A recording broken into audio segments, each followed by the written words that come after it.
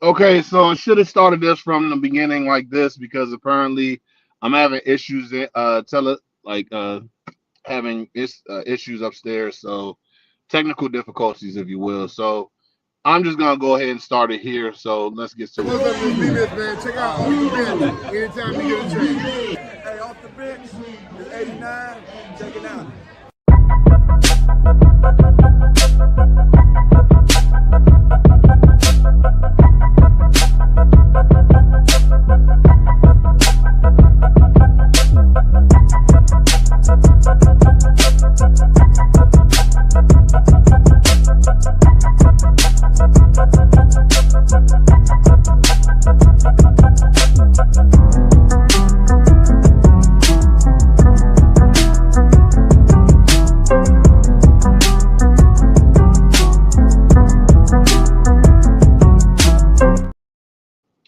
What up? What's good? What's happening? It's your boy Big Herb, and welcome to another episode of Off the Bench. We are on the road to 1,000 subs. So if you could do me a favor, hit that like, comment in the comment section, hit the bell notification, and so this way you could be abreast of what's next on Off the Bench.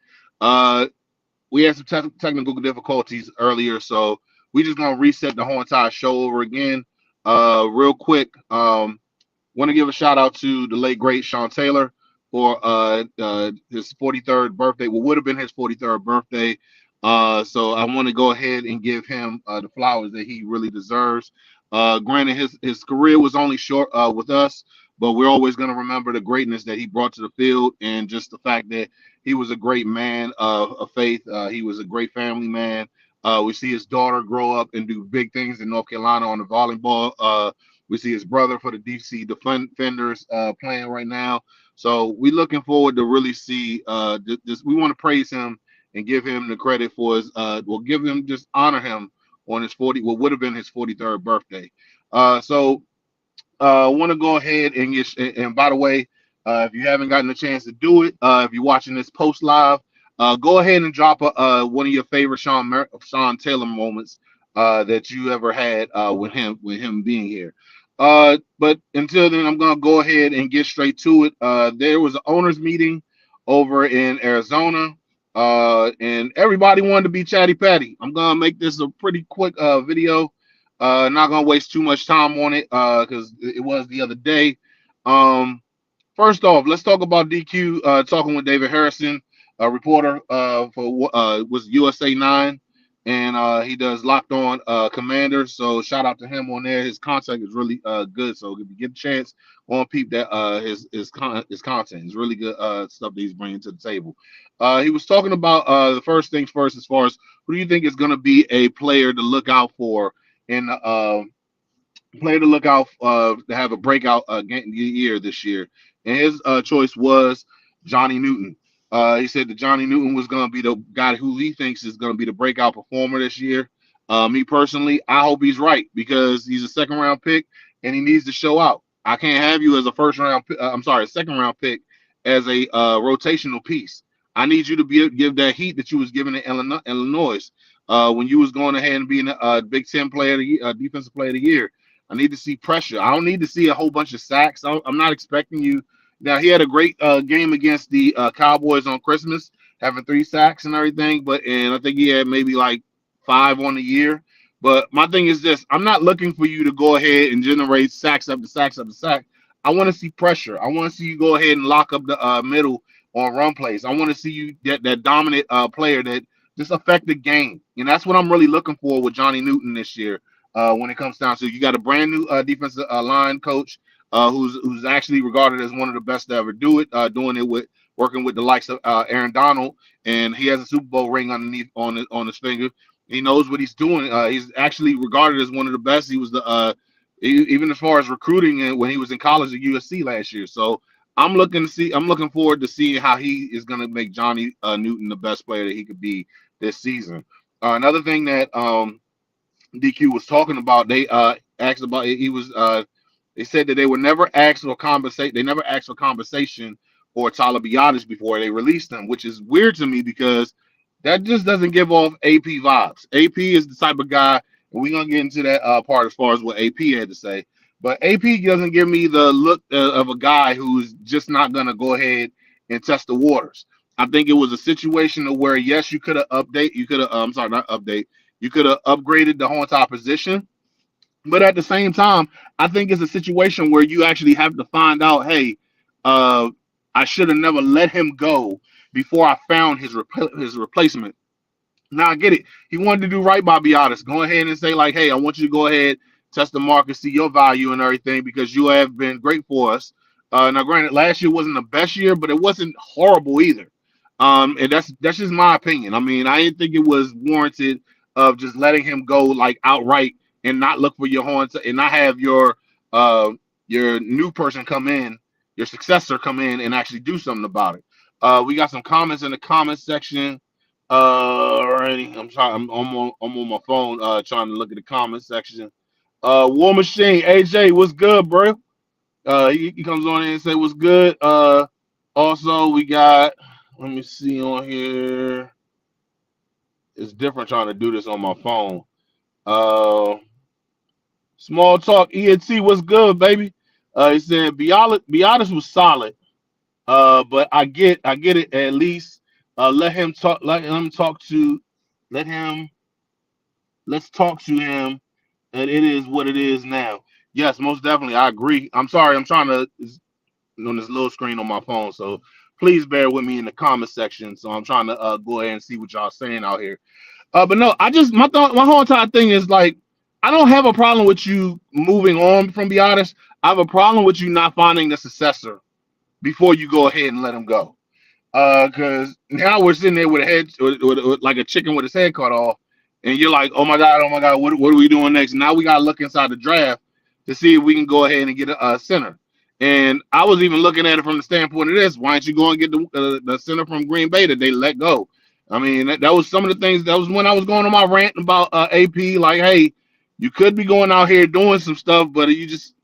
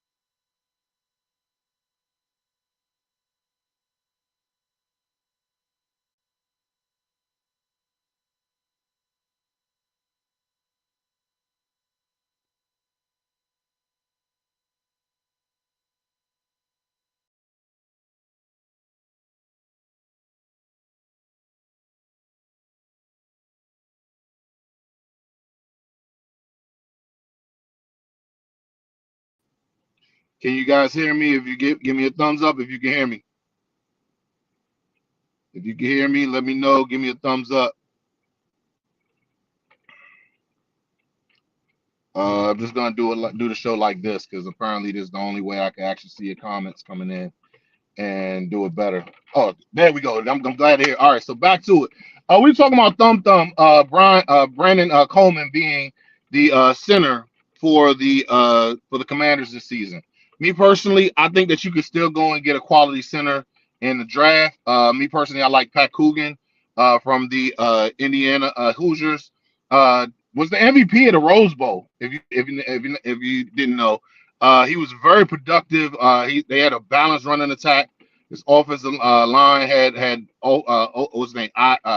Indiana looking very good this year. Even at times, I think statistically they really didn't look that great, but they were able to do whatever the hell they wanted to do. Even against top competition, they was able to just get downfield. And if you've seen what they did to Bama this year, Bama was amazing all year on defense. They literally did whatever the hell they wanted to in the Rose Bowl. If you seen what Pat Coogan did, he won the MVP. Not a specialty player, or offensive lineman. Offensive line got MVP, and he was the leader of that. So yeah, big thump is what small talk ENT. But no, I'm looking to see what they can actually do as far as if Coleman is the answer, then okay. But I also feel like you can really go ahead and pick up a center in the draft. That's who I really wouldn't mind picking him up. And then on top of that, you ain't got to get him real early. I think he's going to be available in the 5th round, so that's something to look forward to. Moving on to Josh Harris. This is the one thing I was actually interested in seeing as far as with the conversations and everything. Josh Harris, the owner of the Washington Commanders, he was talking. The stadium is on track and it's going to hold 75,000 seats. So I'm actually interested to see how that's going to turn out. He said he has different options for the scoreboard. It's going to be on as well. The one thing I'm looking forward to in this is to seeing how that's going to go down. Is it going to be like Jerry World? Is it going to be like SoFi? Is it going to be like what's the name? Mercedes Benz in Atlanta? Because the scoreboard looks amazing in there, so I'm actually interested to see how it's going to turn out. All right. Also, he was talking about naming rights is years away, so we got that's another thing that we could talk way down the line. Is it going to be named after one of these what's the name of these bet line sports book apps that's out there?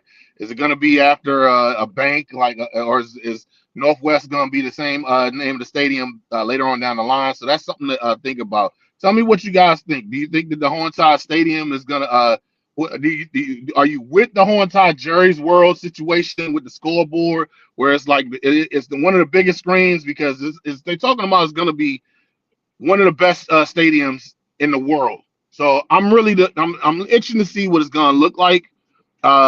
We already got plenty of the renderings and everything from outside. At this point, I know what it's gonna look like outside. It looks beautiful. He says something at Small Talk says something at Joe Gibbs Field. Yeah, I can see that. I can see that.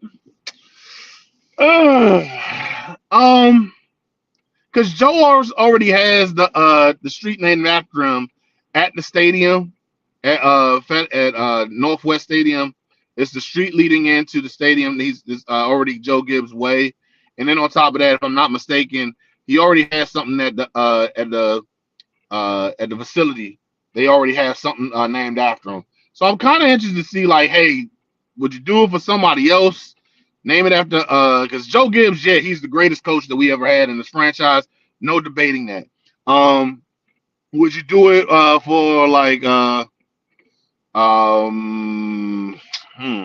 because we're not gonna do George Preston Marshall because fuck him, he's a racist. I'm not sure if they're gonna do something like Rigo or even call it the Pig Pen. I mean, something to think about. I guess DraftKings Sportsbook at the Pig Pen. Something like that. I wouldn't mind, I wouldn't mind seeing something like that. Also, talking about uniforms, because guys, we are 2 weeks away.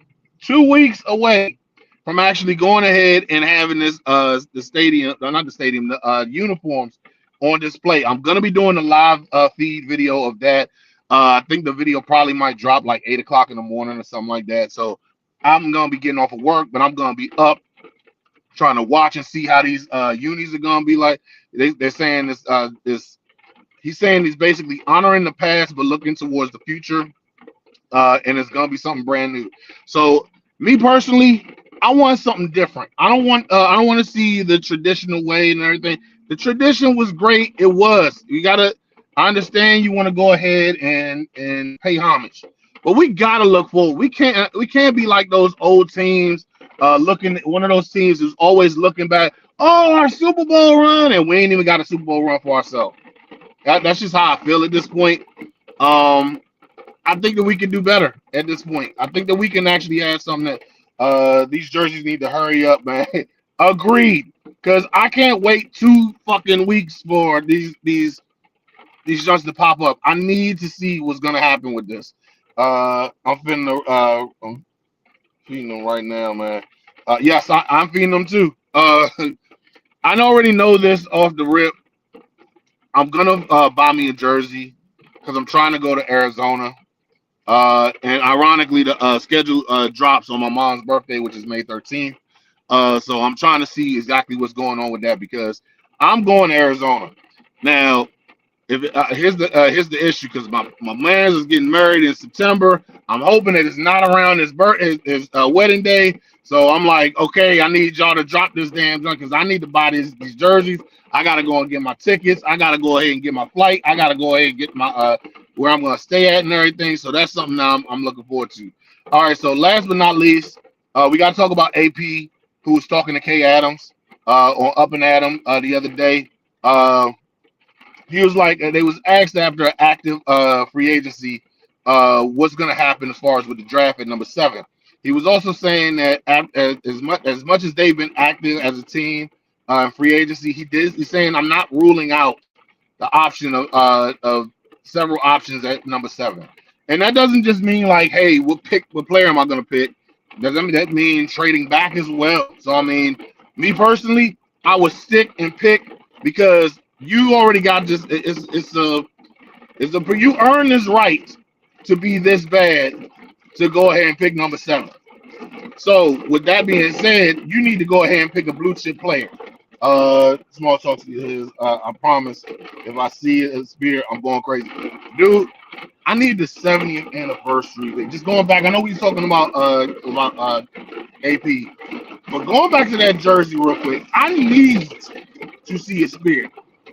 I love those, not those 2000 the 70th anniversary ones. I got like 2 jerseys. I got the Sean Taylor and I got the and I have the what's the name, the Clinton Portis one. So I need to have that one. That's one of the ones I want the most. But going back to AP, I think he's saying that everything's an option at this point. Being able to go ahead and stick and pick, or trade away. He's not against any of it at this point. So me personally, I want to go ahead and just stick and pick. You have a bevy of players who's actually going to be really good for those positions. And you have every single. It's not like you have to go ahead and pick a player of need, but not go ahead and reach for anything because you need all these positions who are top tier players at this position. You need them anyway. Small talk says, if Jeremiah Love is there with the 7th pick of the 2026 NFL Draft, Washington Commanders select Jeremiah Love, running back, Notre Dame. Me personally, I'm going to tell you like this. I will lose my shit. Where everybody's up there singing, "What is love?" Nah, fuck all that. My man AJ in the comment section, if you're still there, I need love. And I'm talking about like the LL joint. When I'm alone in my room, sometimes I stare at the wall, and then in the back of my mind, I hear my conscience call, telling me I need a running back as sweet as a dove. AAP, stop playing around and pick Jeremiah Love. Hey, yo, I need that right there. I need that pick right there. Me personally, I'm trying not to get overhyped for it because Jeremiah Love is actually a great talent. I'm not even going to lie to you. But at the same time, we have to realize that he can get picked, and you don't want to get too locked in to the point to where it's going to disappoint you. But I want to go ahead and say, and I'm going to do a video about this next week, try to do like a little series as far as just quick videos on who the players at these quality blue chip positions You got your David Bailey. You got Ruben Bain. You got Orville Reese, Sonny Styles, Jeremiah Love, Caleb Downs, Carnell Tate. All these top-notch players at different positions that we're gonna need. So we got to do some research on them. We got to go ahead and see exactly what it is that we need to bring these players in for and actually do something about it. Now, that is the show for today. And currently, right now, it's raining outside, so I gotta figure out how to get back in the house and inside the work, because this is crazy out here. I'm not gonna show y'all my job because I don't need y'all running up on it and telling, "Oh, her working such and such." Nah, we ain't talking about that. But I do want to go ahead and say this for those who tuned into the show. I appreciate you guys. Salute to every single person that's in the comment section. If you are watching the show post live, please go ahead and hit that like button. Hit that comment section. Tell me exactly what you think about. Give me your best Sean Taylor story. Tell me what you think about AP, DQ, and Harris yapping off at the mouth. Tell me exactly what you want to do with those. What do you think about the jerseys? What do you think about the stadium? What do you think about AP saying that what's his name? That Jazon Newton is going to be the breakout player. Tell me what you think about AP saying that anything can happen at Channel 7. Pick 7. So just leave in the comment section. Tell me exactly what you think. Help me grow so I can do more. I'm trying to get to the 1,000 subs before the goddamn draft. We only 2 weeks away. Come over there and flood the comment section. Tell me what you think, man. Spread the word. Spread it. Help. Comment. Like, comment, subscribe. Share this to other people. We're trying to build over here. We got something to build in the commander what's his name, atmosphere. So I do want to go ahead and say this as far as this concerned. We got something in the works. Gonna have a special guest on the 20th. So I'm gonna go ahead and I'm gonna set that video up. But yeah, we definitely got somebody coming in that you all big fans of and everything. We got something in the works for draft night, because we actually got to go ahead and talk about that. Like, what's the picks gonna be? Who's gonna be picking at what? So in the meantime, as always, guys, left hand up. Who are we? The Commanders. Peace.